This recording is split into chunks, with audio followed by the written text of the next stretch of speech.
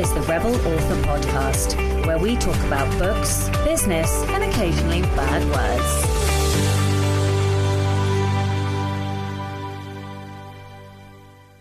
Hello, Rebels, and welcome to the Rebel Author Podcast, episode 189. Today, I'm talking to TJ Klune all about how to create unforgettable characters. But first, to last week's question, which was, what is the biggest lesson you've learned since starting your writing? And holy moly, we had a lot of comments. I think this might have been the most comments that I have potentially ever received. So thank you to everybody who commented. I have read them all. I'm just going to read a couple for the episode. So Val Neal says, you learn so much after hitting publish. If you're sitting on a book or nitpicking until it's perfect, stop procrastinating and get it out there. Best ongoing lesson is to trust my own voice. In the beginning, I was ahead of my critique partners when it came to voice and style, and undid some of the stuff based on their advice that I wish I'd kept. That is such a tough lesson to learn. I think that a lot of us experience that kind of lesson in different ways, about kind of suppressing bits of ourselves or losing parts of our voice. And so I'm really glad that you have found it again.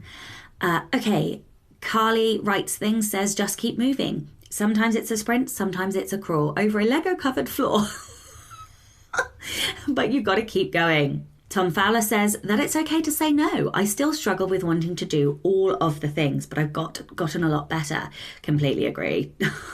I really struggle with doing all of the things as well. Okay, and last one, Cassie says, I've learned that being present for myself and my goals is just as important as being there for others. Putting myself first has shown my daughters they can achieve their goals as well. Parental guilt is something I would have Parent guilt is something I have from time to time. And now with both my girls older, it's interesting to hear their takes on instilling hard work, practicing a skill, and ongoing learning/training. I love that. So thank you again to everybody who commented. We did have a ton of comments this week, so I'm glad to see that this question resonated. Okay, so this week's question is, what have you binged this year? Maybe it's coffee, maybe it's a particular series, maybe it's a TV show. Let me know what you have binged this year. The book recommendation of the week this week is Worst Wedding Date by Pippa Grant. Now, I read this was number one in the store. I have taken to watching the top 100 charts for a little while, just for fun, just for competition pennies, really. And Worst Wedding Date, what did get to number one? It sort of hovered between one and, the top 10 for a little while. So I thought I'd give it a read, and it was hilarious. It was so fun.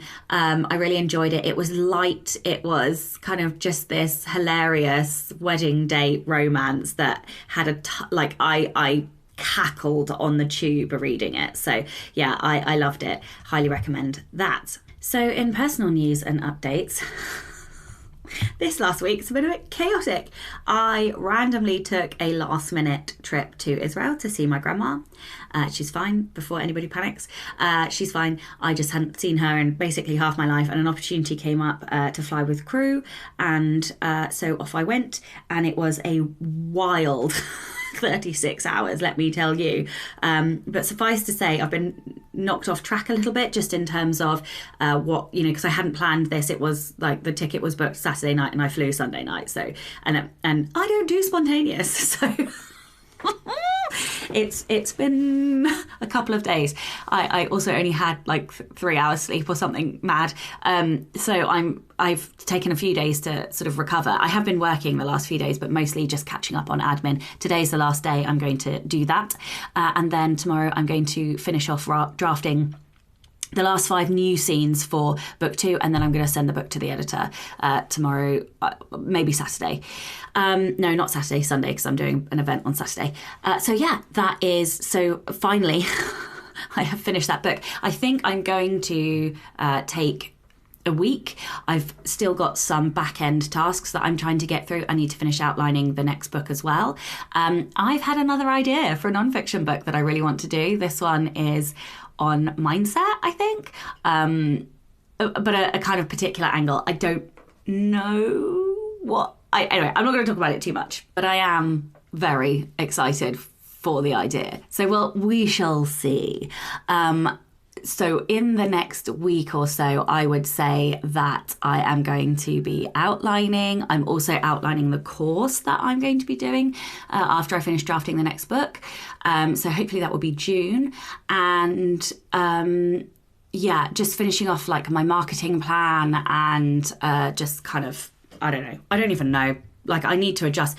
I need to spend today looking. I've put it on my to-do list to look at my production schedule because everything's shifted now. There are a few things like I think I was overly optimistic about what I could do in and around going to Seville and the London Book Fair. Like, why do I do this to myself? Why do I assume that if we set a good, better and best sort of deadlines for things, I always think that I'm going to make the best one. I literally never do. I think it drives me insane. I always need longer than I think I do. And yet I never learn. I don't know if you can hear Duchess in the background, but she's joining in. Clearly she wants to participate on the show. So I am going to be at the South Coast Sapphic Hangout this Saturday, which is going to be a bunch of indie authors who all publish Sapphic fiction. There'll be readings and other things, karaoke I think there's going to be. I do not do karaoke. Ever. So it's going to be fun. And then you can buy books and it will be lovely. Obviously, by the time this airs, that will already be over. And one thing I can say is I'm absolutely shitting myself. I would rather stand on stage every single time than I would go and do an in-person thing like this. But hey, I am not one to let fear stop me. So off I go to do that. And I think that's probably it. Nice and short update for me because I basically spent half the week out of the country again. So, I think that's it. The Rebel of the Week this week is Karla. Karla says, my mum was a hoot, especially as she got older. My folks moved to Florida for 25 years before moving back home. And by home, I mean my sister put an addition on her house for them. But then my mum went from sassy to feisty to salty. My mum was active right up until the eve of her 89th birthday when she had a stroke, broke her hip from the fall. A second stroke 6 months after that kept her restricted to a wheelchair and we had to move her to a nursing home for 24-hour care. Of course, that didn't stop Mum. First came the doctor telling her she needed to start wearing compression socks. She declared that she was not some feeble old lady and refused until they made her wear them. I ordered her a pair of hot pink ones with giant hearts on the side of them. She looked and declared, now they're going to want to know who the sexy old broad is. Hot breath and Houlihan is on a roll. When they got lost in the laundry, she rolled her chair right up to some poor women and pointed at them, using that mum voice that struck the fear in us as kids, and declared, those are mine. Give them back now. She got them back and they never went missing again. I did buy her lots of that style of sock in a variety of colours after that, and everyone knew to make sure they made it back to her room. Then came the driving under the influence DUI call. My mum was a whiskey drinker and her drink of choice was either a whiskey sour or a Manhattan. For Mother's Day, I brought her an insulated tumbler that was opaque, 5 nips of whiskey and a bunch of small bottles of lemonade.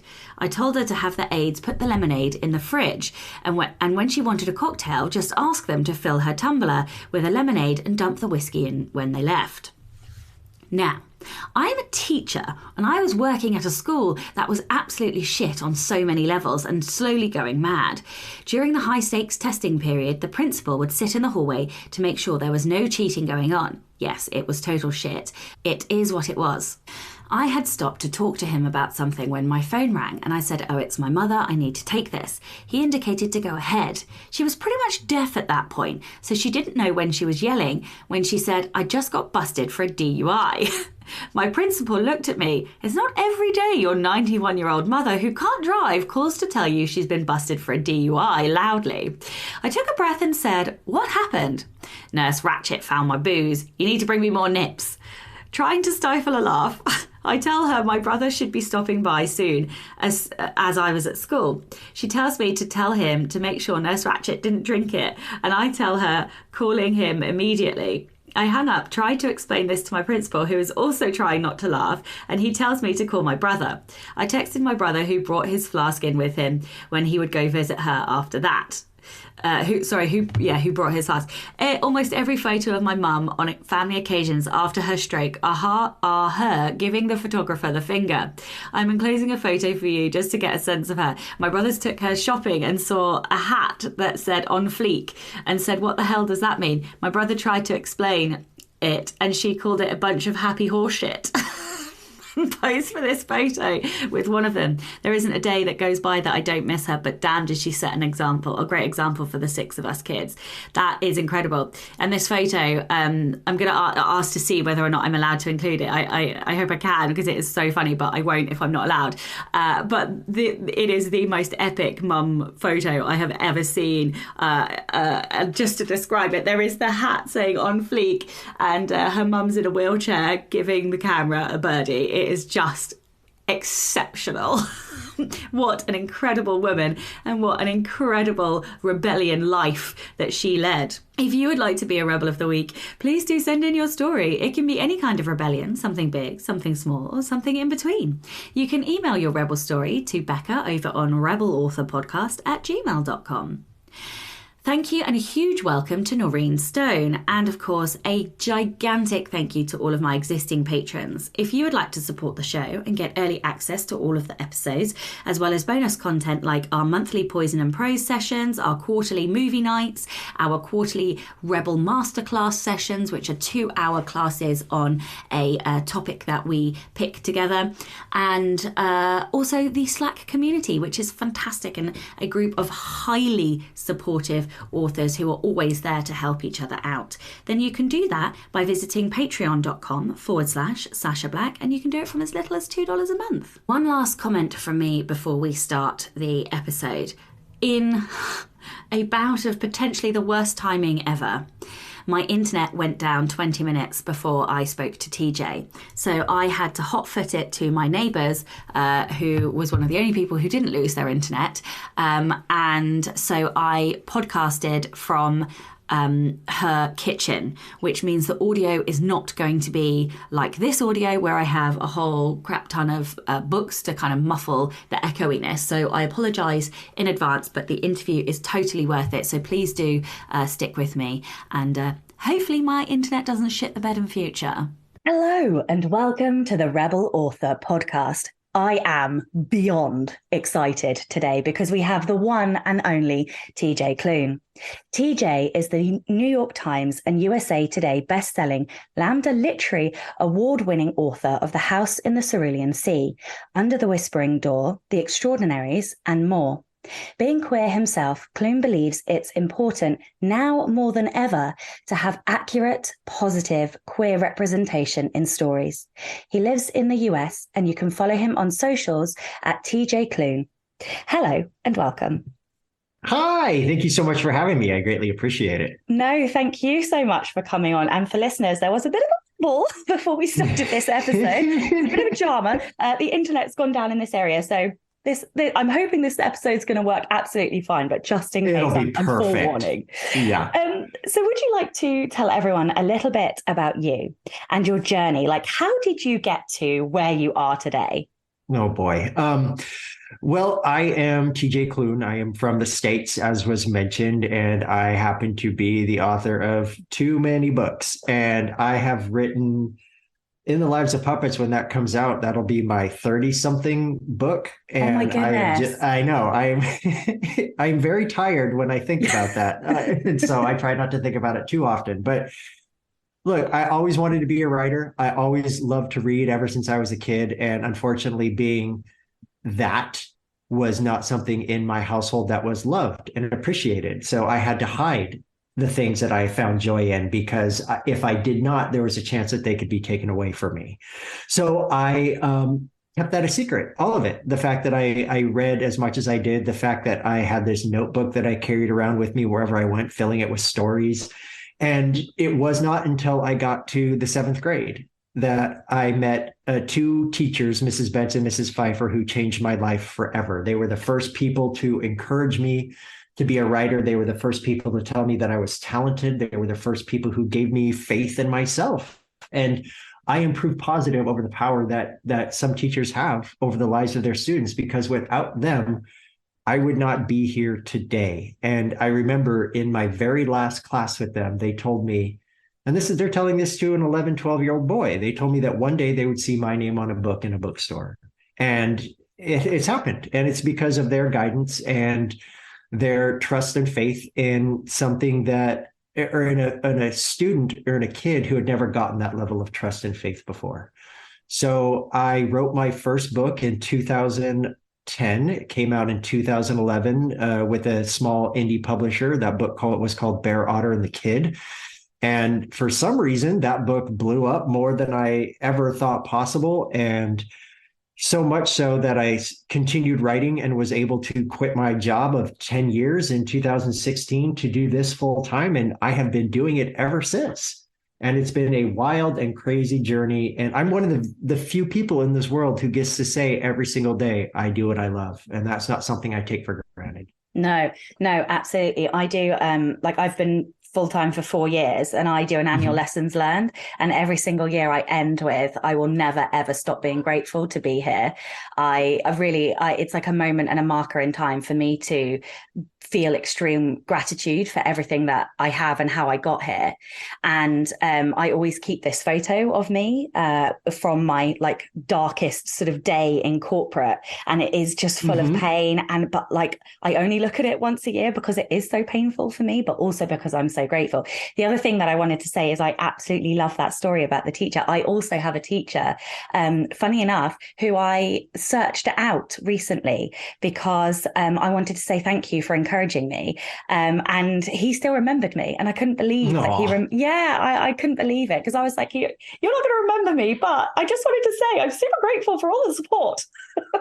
I reached out to Mrs. Betts and Mrs. They were both older when I had them as teachers, but I reached out to them when my first book came out, and they were both still alive. So I was able to send them copies of the book, and they have both since passed since then. But it was this weird full circle moment that I was able to say, look what you did. Look what these two teachers did. You made me into who I am. And if no other student ever tells you that, at least you got to hear it from me. Oh, I love that. I bet that literally that's why teachers teach, is for those moments. Absolutely. So that's what they do. Magical. And of course there was a bunch of tears all around, but that's just what it is.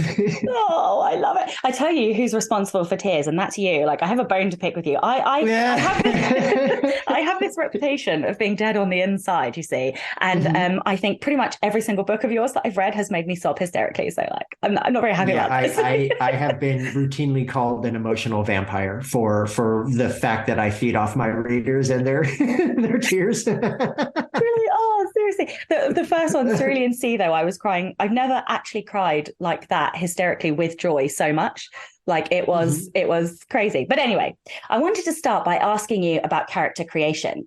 Each of your characters is so different and unique, even from Cerulean Sea. And I have to say, I think Lucy might be my all-time favorite character from anything that I've but all the way to Nurse Ratchet and Rambo, they're all so full, and so real. So I just wanted to ask, what tools or techniques do you use to draw these characters together and make them feel so real?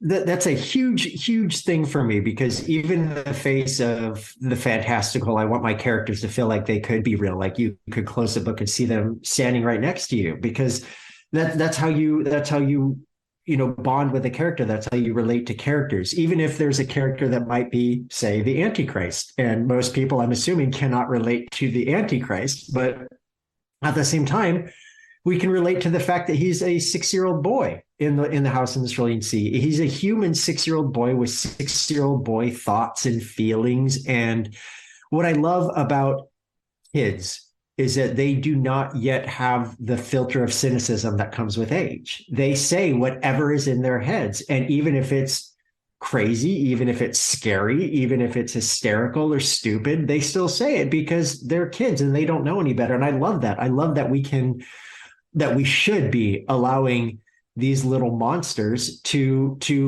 be who they want to be, to grow up and learn and make mistakes and not be punished for it. They need to be able to learn in a safe and happy environment, which is what I do, what I specifically focus on with the kids. But character itself, it's so important for me that the characters be first and foremost in everything that I do. I am a character-driven author. Even when my books are more plot-heavy, I still focus on character first. And in The Lives of Puppets, the book that's coming up soon, there are essentially multiple main characters in this book, because you have Victor, who is the narrator, who is the only human. And then you have his family. You have Nurse Ratchet, who is a nursing machine. You have Rambo, who is a socially anxious vacuum cleaner. You have Giovanni, the father figure, who's also a robot. And then you also have the hysterically angry puppet, who is also a machine known as Hap. And all of these characters, for the most part, excluding, say, Geo and Hap,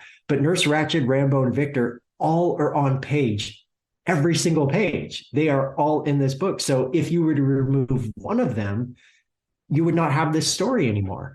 So when I was writing In the Lives of Puppets and I'm thinking about characters, I'm thinking about how would these beings interact? How would these beings talk to each other? And, we have a tendency to anthropomorphize inanimate objects. We want to see human qualities in them, because that's how our brains work. It's how we make connections. So I wanted to take it one step further and say, well, I'm going to make you cry over a vacuum cleaner. Actually, it was Nurse Ratchet that made me cry. Nurse Ratchet that made you cry. Yeah. But I love Rambo. That would be one thing. Yeah, I love Rambo because Rambo and Nurse Ratchet are some of the most favorite characters I've ever written. And it's very funny. I didn't intend for them to be as vocal as they are. I just started writing, and then Nurse Ratchet and Rambo would not shut up. So I was like, okay, I guess we're making them main characters now too.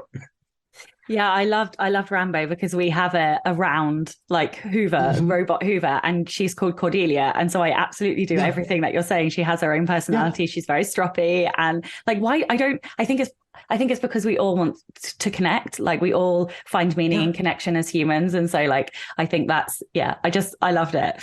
Well, it's so funny because you see, I have a Roomba vacuum. His name is Hank.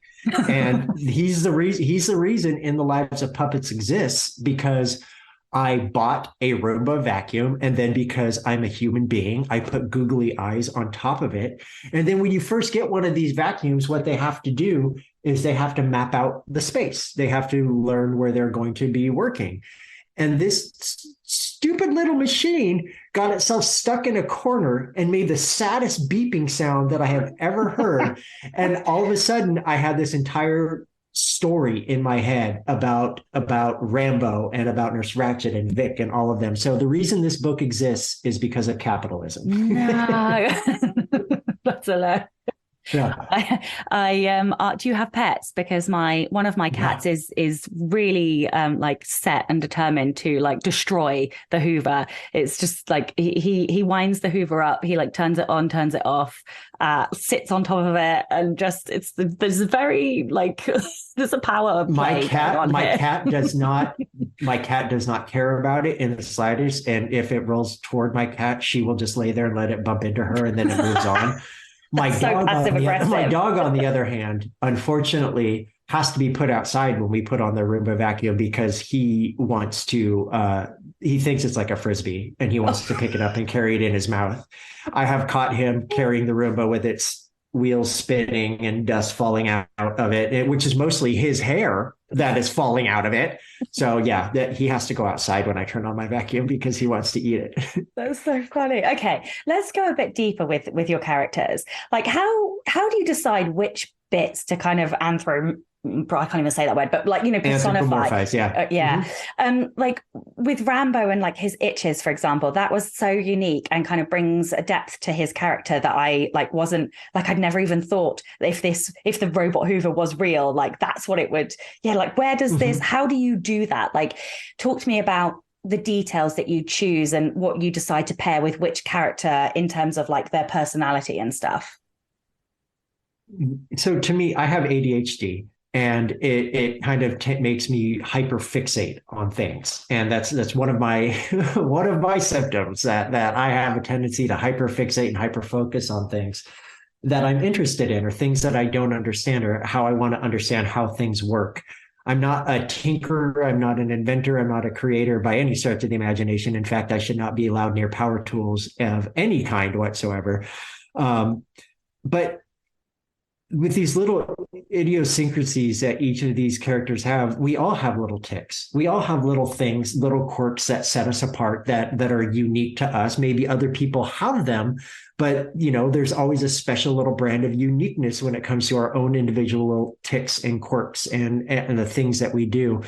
With Rambo specifically, I'm thinking of the part where there's a conversation he has with Victor, where they talk about what happiness feels like and what that is supposed to feel like for Rambo, who is a machine, who is not human, who does not have human thoughts or human blood, human bones, anything.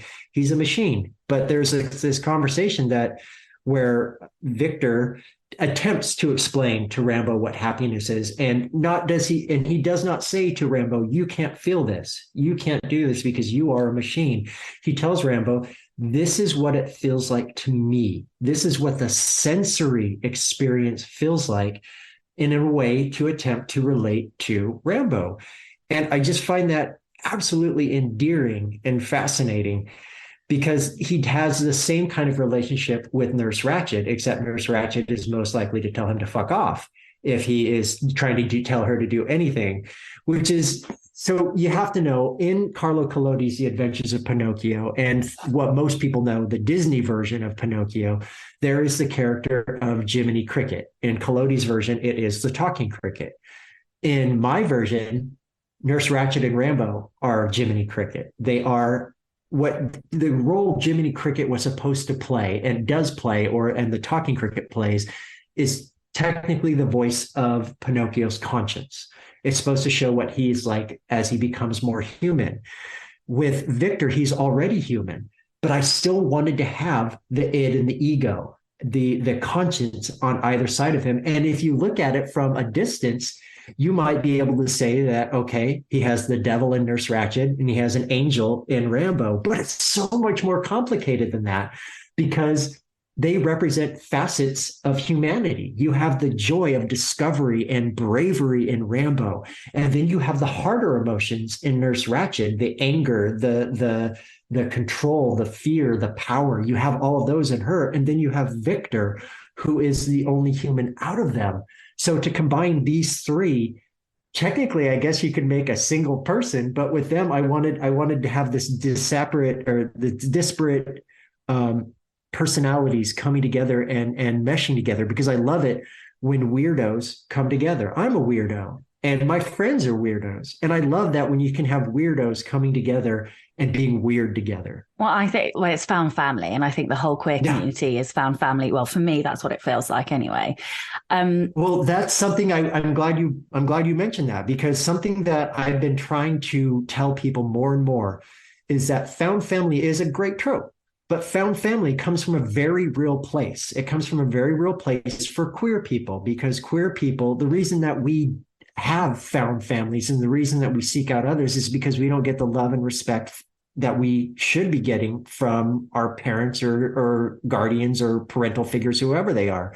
So when you hear the word found family and you hear that in a book, you hear that in a description used to write a book, which the people who write descriptions for my book use that as much as possible all the time.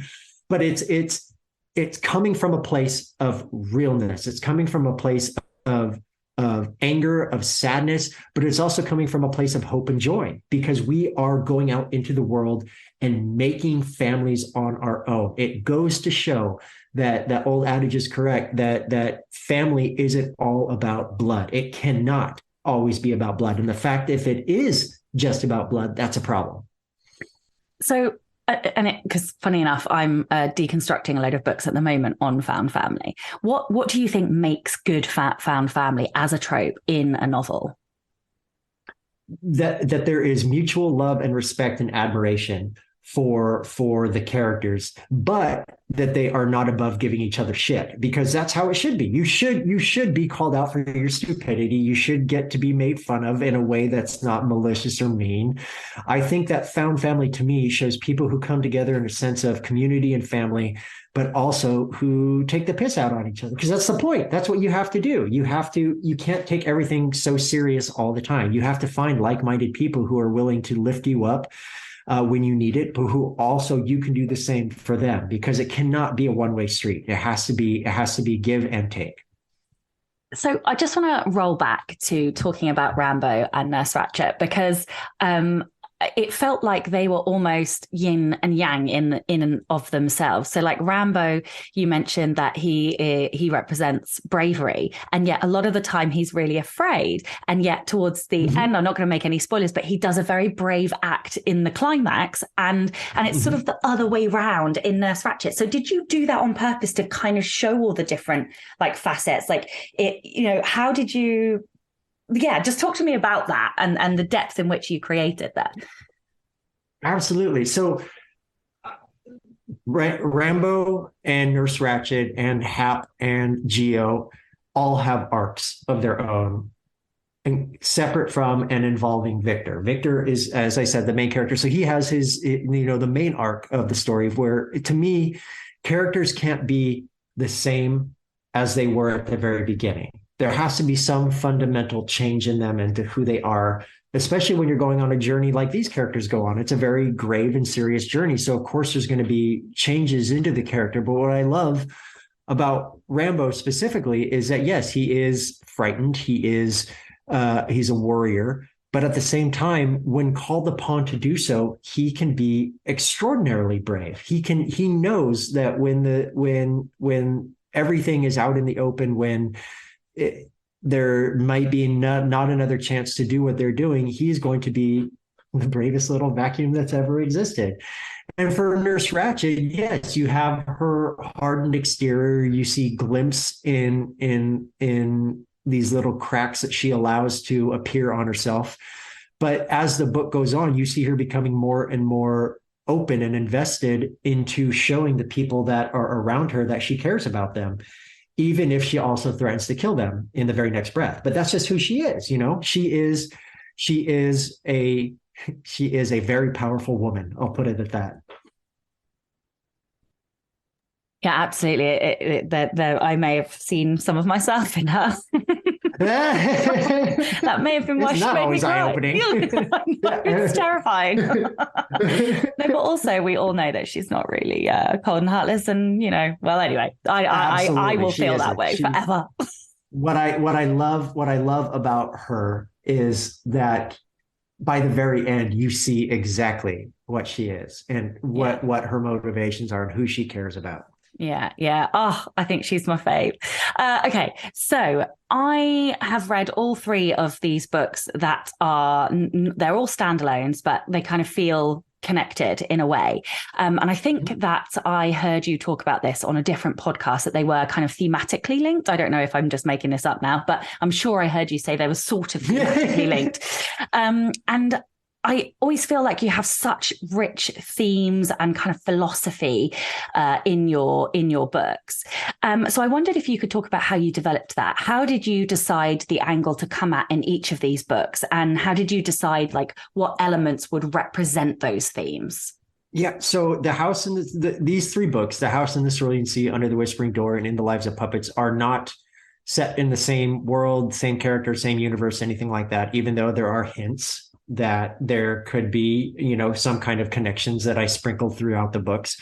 But in this case, I call them my unofficial kindness trilogy. You had House in the Cerulean Sea, which was about being kind to others. You had Under the Whispering Door, which was about something I think is much harder, which is being kind to yourself. And then you have In the Lives of Puppets now, which asks some much bigger and harder to answer questions.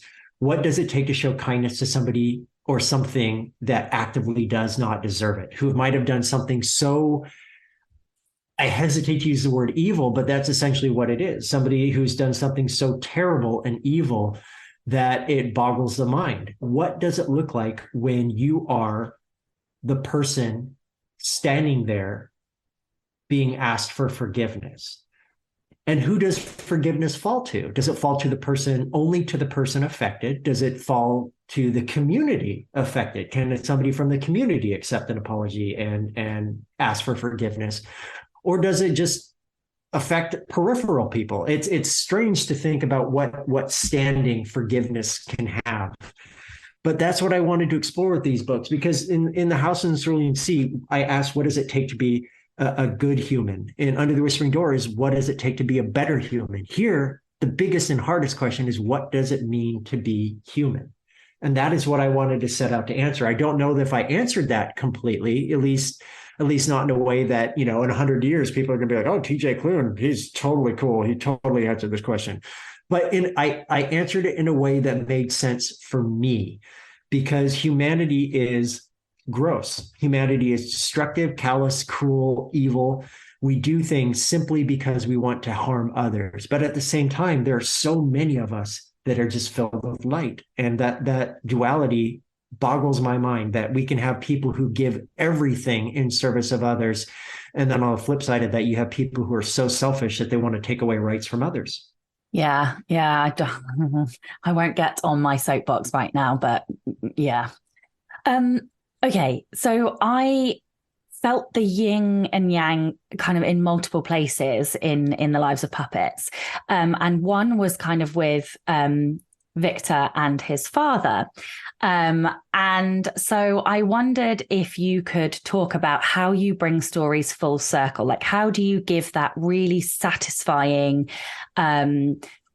completeness at the end of a story? The last chapter in The Lives of Puppets is probably the best writing I have ever done. The last chapter, as people will read, is not the last chapter it was originally. Originally, in the last chapter, it was much more upbeat. It was much more hopeful. It was there were other characters who came in, and all of this other stuff was happening. But it felt like I had ended the book on too much of a high note, because of all the things that had happened from the beginning of this book to the point I was at the end. It felt like I wasn't giving enough weight to everything that every character had done, but particularly Victor and his father. Because you're right, they are yin and yang. You have Victor and his father starting in one place at the beginning of the book. You learn the truth throughout the story of what is actually going on. And then by the very end, you have Victor having made a similar decision that his father had made previously. And that, to me, was the necessity that I had to rewrite that last chapter, because it did not fit with that full circle moment. So in rewriting the last chapter, I basically said, okay, what do I want to say here? What do I want to do with these characters at this moment in time? Knowing that even if I wanted to tie this up in a nice and pretty bow would feel disingenuous. It would feel almost like a slap in the face to the entire journey that these characters have been on. So I rewrote the ending of this book to give it that bigger, more complete full circle moment. And I think the novel is so much more powerful with the ending it has now versus the ending it did. And I know people will not get to read the ending that it used to have, but this ending to me is the best, and the only ending for this book. And I am so, I try not to talk about my own writing like I'm getting high off my own supply. But what I do want to say here is that I'm very proud of the writing in this. Not in the book itself, yes, but in the very last chapter, man, I pushed myself to the extremes or the boundaries of my creativity to nail that ending. And I think I did. I think I gave the truest ending that could possibly be given for this story.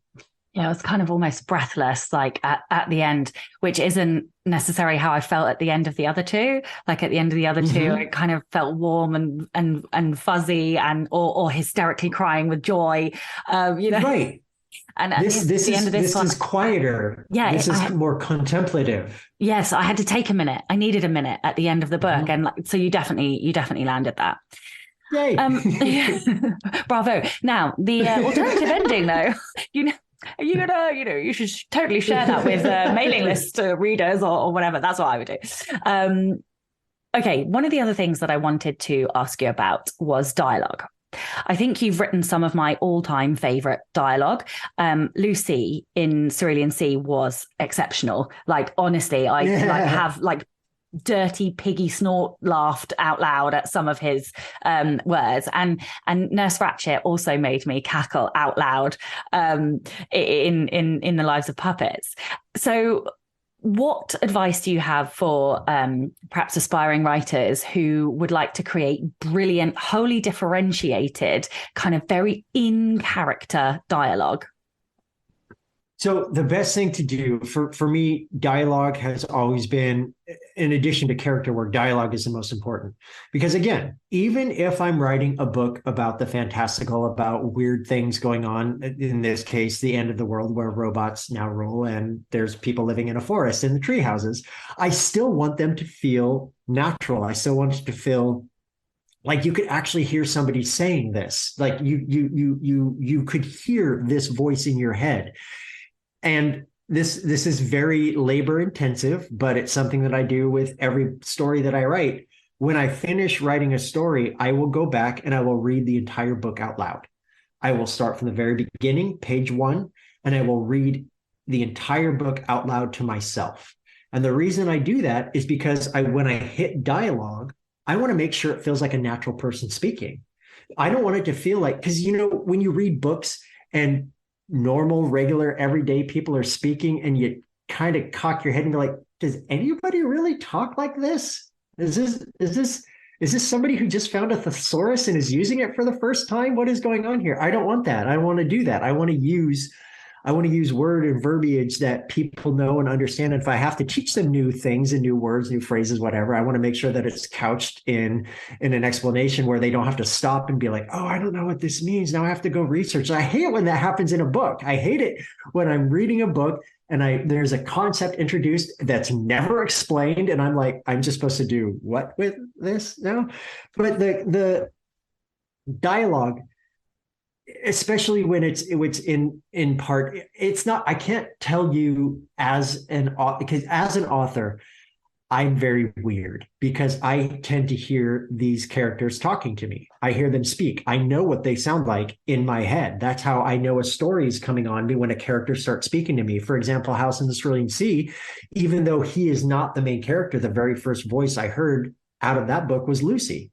I knew Lucy was going to be a major part. And as he started talking more and more, I realized that he was not going to be the main character, but he was going to be a major character. The same thing happened with the Under the Whispering Door. Wallace was a jerk, and he kept talking to me right off the bat. And I knew he was a jerk, and I knew I was going to have to bring him down low. And in this case, it was hearing Rambo and Nurse Ratchet and Victor, and I know what they sound like. I know what their interplay sounds like. I know what Victor sounds like when he's hanging off a scrap heap and they're down below him picking up. I know the level of his voice, the tenor of his voice, how he would pause between certain words. I know all of that because I can hear it in my head. I can hear it when I talk. Now, does that always translate to me being able to write that down? No, absolutely. There was times when Rambo was sounding like he was like doo-wopping or like he was a scat man kind of thing going on, just blib, blib, blib, blib, blib, blib, in my head.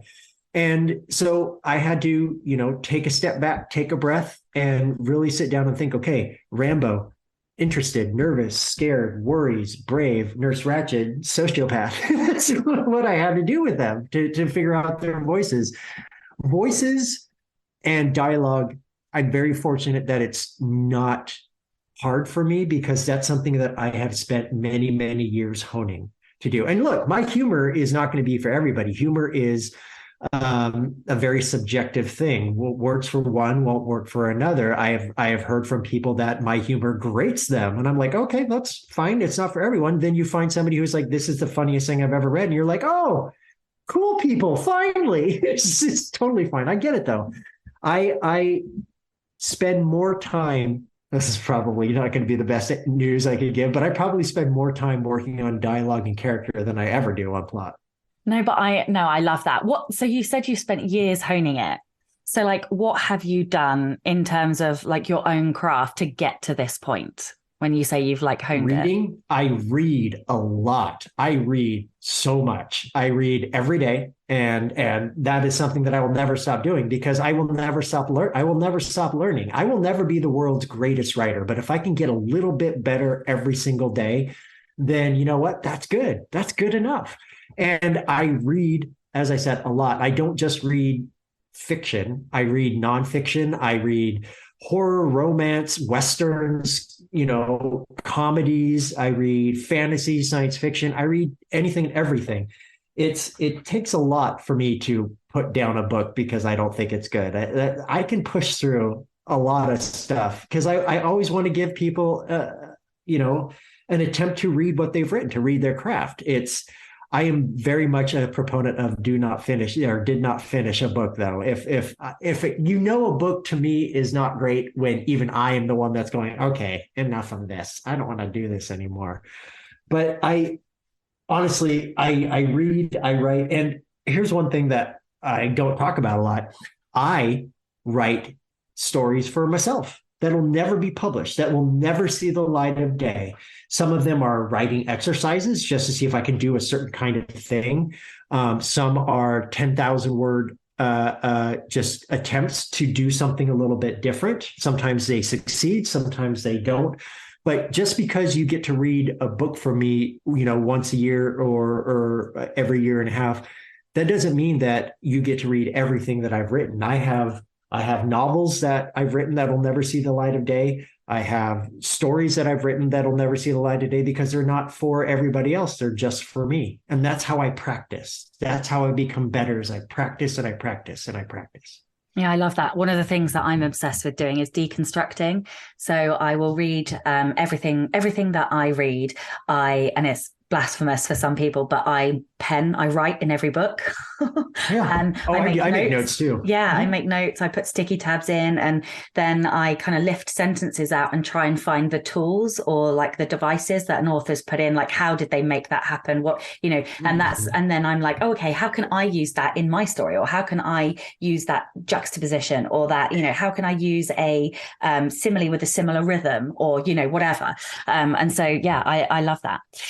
Okay. One thing I will say too, one thing I want to add real quick is if you're an aspiring writer and if you want to attempt to write to get feedback, where a lot of people get their start, and it's an awesome place to start, fan fiction. Write fan fiction. Go on to Archive of Our Own, one of the most popular fan fiction websites in the world, and you can post any kind of story you want, whether it be based on an original IP, a TV show, video game, book, whatever. Or you can write original works and post them on this website. And if you put in your notes that you would like critical feedback, people can offer you critical feedback. And also, fan fiction it gets such crap because it's fan fiction. But there are some amazing writers working in fan fiction these days who write 200,000 word epics for free and then post them online. I've read some really amazing writing in fan fiction. Amazing writing. And I've read some really shitty books that are published by big publishers. So don't be what the literati does and poo-poo fan fiction. It's a great place for writers to discover their voice and see what works for them. Yeah, totally. And, what really is originality, because, every romance has the same beginning and the same ending, and they all follow a similar story structure. 75% through, 75% through, there's probably going to be the big misunderstanding that ends in a breakup, and then, oh no, in the last 10%, they work it out. Exactly. And, the vast majority of writers, we all are big, like cookie monsters for books and for story structure and movies and TVs. We all gobble it up, and then we spit out something that is the product of our lives and our experiences and everything that we've input. So, anyway, I won't go off ranting, but yeah, totally agree with what you're saying. That's what In the Lives of Puppets is. It is a love letter to the science fiction and fantasy genres, because I pulled from The Wizard of Oz. I pulled from Wall-E. I pulled from I, Robot. I pulled from AI by Kubrick and Spielberg. I pulled from the most traumatizing children's movie ever made, that if you're of a certain age, you will know the movie, and that is called The Brave Little Toaster. And if you know The Brave Little Toaster, it is about inanimate objects, household objects, case in point, a toaster who comes to life. And there is a character in this called Lampy. And in this movie, Lampy's light bulb is what keeps him alive. And then the light bulb breaks and he dies. And that is a movie. He gets brought back to life by the end. But imagine being a child and you have this lamp that you just adore in this movie, and then the lamp dies and it shows it dying. And then that's the movie. So I pulled from Brave Little Toaster too for this book. Oh my God. What awful humans did that? Why would you do that? Well, wait until you hear about the sequel called The Brave Little Toaster Goes to Mars. America. Oh my goodness me. Okay. So two of your books, Cerulean and Whispering, both kind of start with grumpy, somewhat unlikable kind of characters. And yet we immediately feel connected to the protagonists anyway. So could you talk about, like, how do you do this? How do you create a grumpy character that we still love? In fact, Nurse Ratchet, in a way, is that it kind of epitomizes that grumpy or unlikable character. And yet she was my fave. Yeah, right. How do you do it? I think Wallace Price from Under the Whispering Door is the best example of this, because as the novel opens, he's a jerk. From the very first time he speaks, he's a jerk. He's firing one of his long-term employees, and he is not listening to her. He doesn't give a crap about anybody but himself. And then at the very end of that first chapter, he dies. And I think that is amazing. I think that is wonderful, because I wanted to be able to, when you're writing a character like Wallace, and to a lesser extent, Linus, you need to bring them low. You need to remove all of the things that empower them, all of the things that they think make them better than everybody else. Linus didn't necessarily think that, but Wallace sure as hell thought that. And so when you remove all of that, what is left? A quivering mess of a human being who doesn't know where to go, doesn't know what to do.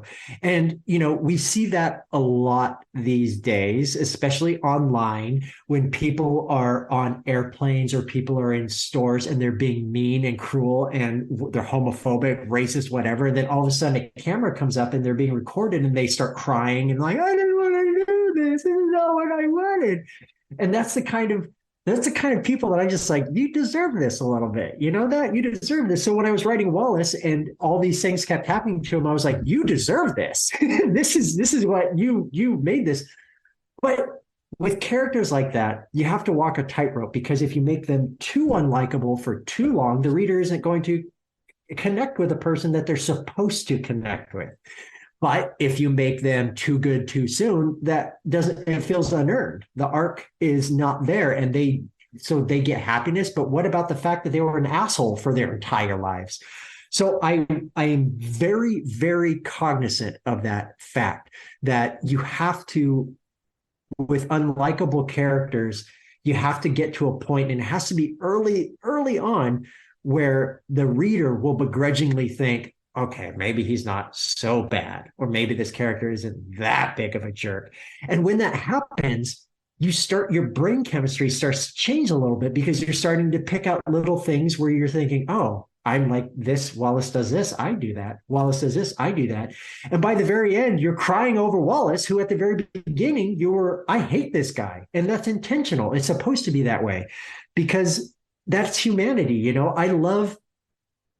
Humanity sucks. But what I love about humanity is that the way people who used to suck horribly, and I'm talking about people who were racist, or in, an extreme example, people who were Nazis or in the KKK.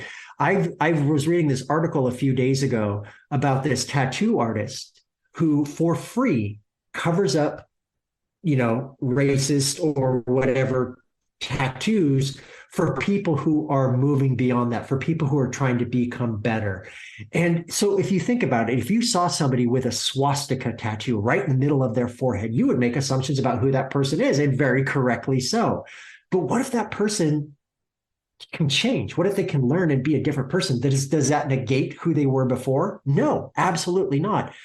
But should they be given the chance to try to be better people? I think so. Should we keep our eye on them while they're being better people or trying to be better people? Absolutely. But I love the fact that people can change. People can become better, but it has to be something that they choose to do. And that's the hard thing, is that a lot of people don't choose to be better. They choose to be angry and ridiculous because that gets them the clicks, or that gets them the following, the feedback, whatever. And I don't know why we think that that's the way the world should be when we can all attempt to become better people. Yeah, I love that. And I think you're a very amazingly forgiving human. We can be. And to a fault, there are times when I think that we can be too forgiving. And other times when, my God, we're not forgiving enough. I mean, I don't need to necessarily go into extreme politics here, but in the United States right now, we're having a very huge anti-queer, anti-trans movement crossing this country, where legislation, I mean, in the state of Florida, they just passed yesterday where for the school grades, kindergarten through 12th grade, which is basically our entire primary school system in Florida, they can no longer talk about gay people. Teachers cannot mention anything having to do with gender or sexuality, pronouns, anything like that to any student whatsoever. Or they could be fired, they could be fined, they could go to jail. That's how it is in Florida right now. Oh my God.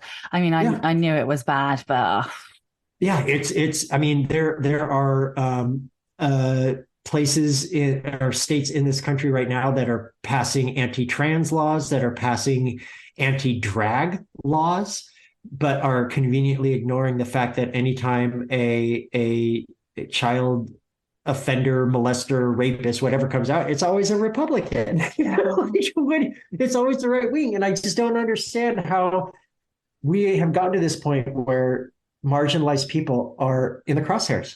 We always have been, but this just feels worse. It feels terrible. Yeah, I think there are some very scary things happening, and I don't know how we fix it, but I hope that words and stories help to slowly change. That's what we can continue to do. We can continue to tell our stories, even if they get challenged, even if they're requested to get banned, even if they do this. I will continue to tell the stories that I want to tell, because I never got to have these books when I was a kid. And I know there are people who are that age now who don't have the stories that they wanted to read about themselves. So I'm going to continue writing for those people. Yeah, it's funny because I only recently made the switch into writing sapphic fiction, and I kind of had like a realization about 18 months ago. I was like, why am I not writing queer fiction? Like, why is that not a thing that and I realized, because as we said earlier, we are a product of all the things that we have input. And as a teenager, I didn't have any books with me in them. And so when I got to adulthood and I started writing the stuff that I knew and that I had read and that I understood. And so, yeah, that now is why I write sapphic books, because I want to give those to me when I was little me. Exactly. Okay. One last question before I ask the major podcast question.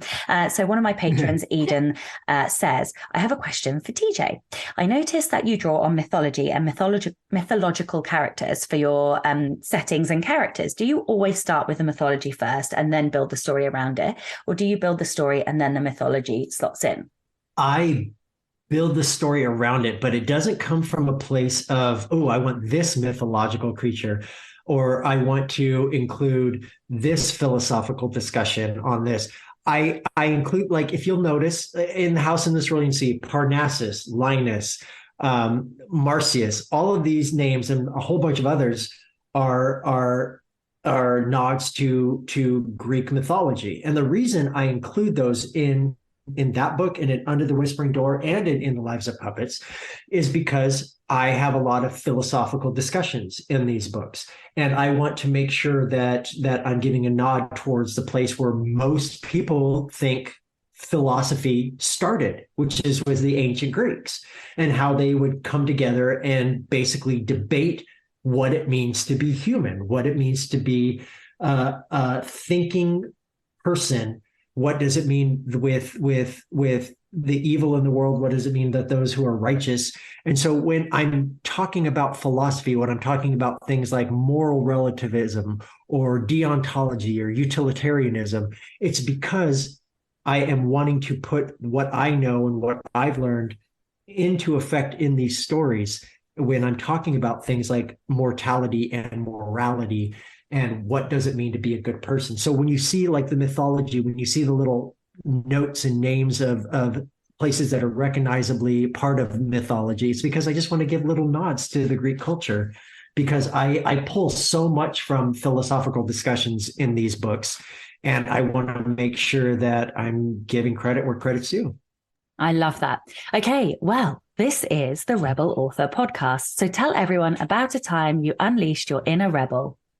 As I talked about previously, in the United States, there is a concerted effort to ban and challenge books. And I want to make sure it's clear here when I say this. The books and that are being challenged and banned in this country are books by queer people and books by Black people about the queer experience and the Black experience. Last year, the American Library Association released a list of the top 10 challenged and banned books in the United States. All of them were queer. Every single one had to do with queer stories. Two of them were also about being Black and queer. So there was the Black experience in those. How I'm a rebel is I will never let this stop me. I will never shut up about this. I will always be speaking out about the right and importance of access to books. In this country, libraries are being defunded because they will not remove pride displays. I had a librarian in Idaho be given a list of books that this right-wing religious group wanted to remove from the library, a list which my books were on.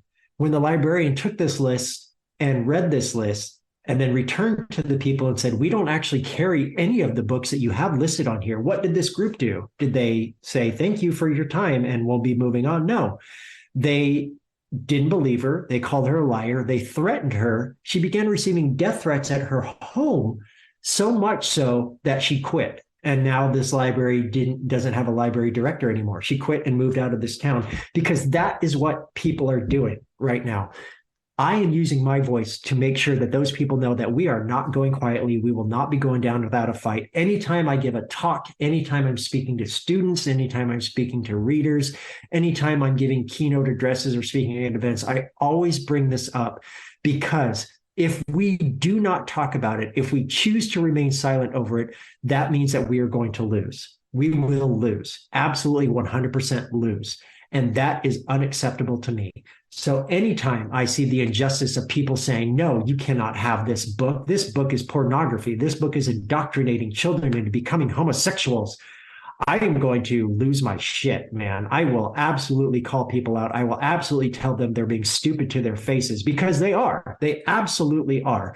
Even if you find a book to be reprehensible, even if you find a book to be evil and disgusting and gross, that does not mean you have the right to tell people that they cannot read it. And I'm not speaking about parents telling their minor young children of that. I'm talking about people who have taken it upon themselves to go into communities and tell the communities what they should and should not be able to read.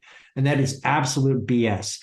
I'll finish this by saying, in the 1970s here in America, there was a woman called Anita Bryant. Anita Bryant, in the 50s, she was a beauty queen. In the 60s, she was a singer. And in the 70s, she decided that she wanted to do something that no one else had done. She wanted to rid the world of homosexuals. How did she go about this? Well, she started off by saying, you have to hear this. Books are indoctrinating children into becoming homosexuals. Teachers are teaching children how to be homosexual. The school districts are turning children homosexual. So what did she launch? In Dade County, Florida, in the 1970s, she launched what's known as the Save Our Children campaign. Here we are 50 years later, and the state of Florida is doing the Save the Children campaign. It is the exact same thing. Bigotry is a flat circle. It'll come and it'll go and it'll come back again. What's so funny about this in a very dark kind of way, is that even though Anita Bryant is still alive and probably clapping her gnarled hands with glee because of the fact that this is going on in Florida still, almost every historian, every person with a modicum of sense looks back upon Anita Bryant in the 70s and thinks she was a douchebag. She was just an absolute douchebag. So what's going to happen in 5, 10, 15 years? What are people going to think about the government of this country trying to minimize or reduce trans and queer people? I already think they're douchebags, but they're going to think they're douchebags in the next time. And guess what? In 50 years, maybe we'll be having this exact same argument again. Maybe in 50 years, I will be 90 years old, but you can sure as shit bet if I am still alive in 50 years and this argument comes again, I will be a front and center with my walker and my teeth falling out of my head. And I will say, fuck all of you. You will lose like you've lost every single time. Yeah, absolutely. Because love is the way that we heal, like ultimately. Yep. But not to the point where we let people walk all over us, because it's getting to a point where, there was the whole thing before Trump was elected, when Michelle Obama said, when they go low, we go high. And I get why she wanted to say that, but sometimes it requires getting down in the dirt, and I have no problem in doing that. No, throwing a couple punches, maybe. No, I'm kidding. Okay, tell everyone where they can find out more about you, your books, and anything else that you'd like to add. I've nuked my Twitter account, so you can't find me there anymore because Twitter is scary and evil. So I am on the only social media site I am on left is Instagram. And you can find me at tjklunebooks.com, which will show my upcoming stuff and all the tour dates, because I'm coming to the UK in a month at the end of May for a week-long tour. Oh, that is exciting. Yes. Okay. Well, safe travels.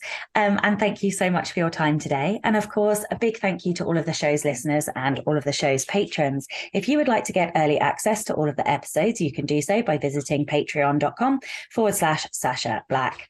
I'm Sasha Black. You are listening to TJ Klune, and this was the Rebel Author Podcast. Next week, I'm joined by Nick Thacker, and we're going to be talking all about advanced marketing strategies. So join me next week for that. Don't forget to tune in and subscribe on your podcatcher. And when you have a moment, please leave a review.